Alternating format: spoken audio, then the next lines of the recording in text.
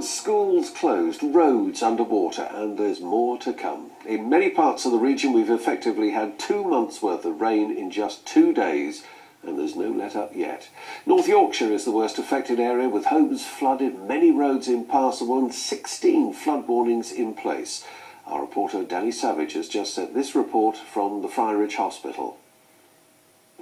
Well, the very latest here from the Friarage in Northallerton this lunchtime is that they've cancelled all surgery today. Now, that's hardly a surprise. You can see the beck that's running down the side of the hospital here is really reaching a high level. It goes under the building, and what the fire brigade have been doing is pumping the water out to stop it flooding the operating theatres here. That is an operation that has been successful so far, but much of the water they were pumping out was running off into the town centre and causing knock-on problems, flooding roads around the hospital, making it difficult for people to get in. Now, that plan seems to have been revised now. They're now pumping the water away in a different direction to stop causing problems in the town centre. But the Fire and Rescue Service from North Yorkshire are likely to be here for many hours yet, making sure that this water does not get into the hospital buildings. And that's probably an operation that's likely to continue for the rest of the day. As you can see, it is still raining here in North Yorkshire. That means those river levels will continue to rise and the flooding will continue to cause problems for several hours yet.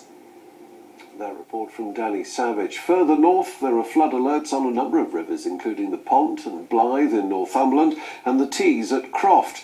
The Environment Agency is monitoring the situation very closely, and our news correspondent Adrian Pitchers joins us now from their headquarters in Newcastle. Adrian.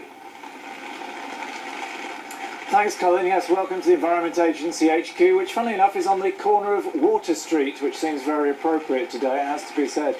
Yes, well, we've heard from Danny Savage in North Yorkshire, and of course that heavy rain, that flooding has moved north as well. We've got some pictures to show you from County Durham, the County Durham-Cleveland border, Middleton St George, which is where obviously badly affected gardens flooded there, getting into properties.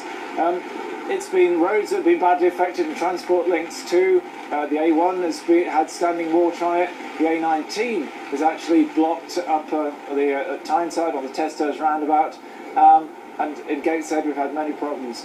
In Gateshead, as you can see, we've also got here on the A1 near the Angel of the North, traffic disrupted simply because of the amount of water on the road. People have had to travel very slowly. Anyway, somebody maybe who knows a bit more than me, I've got Alan Kadas, the Operations Manager of the Environment Agency. Alan, why is this happening, and what can we expect in the next 24 hours? I think one of the main problems is that we've had a really, really wet summer, and the catchments have been completely saturated, and now with this heavy band of rain coming across, the rivers and the drains just haven't been able to cope, and that's why we're seeing these conditions at the moment. And what can we expect in the next 24-hour period? The rain's set to continue throughout the rest of the day and probably into the early hours of the morning. We've had about 20 millimetres of rain up to now overnight. We're probably expecting about the same amount this afternoon into the early hours, probably about another 20 to 30 millimetres of rain coming over. In the morning, it's hopefully the rain will pass over and things might start returning to normal in the next few days. Great, thank you, Alan. We'll be hearing from our very own Paul Mooney shortly, and we'll be back here at 6:30 for the latest too. Back to you. Thanks, Adrian.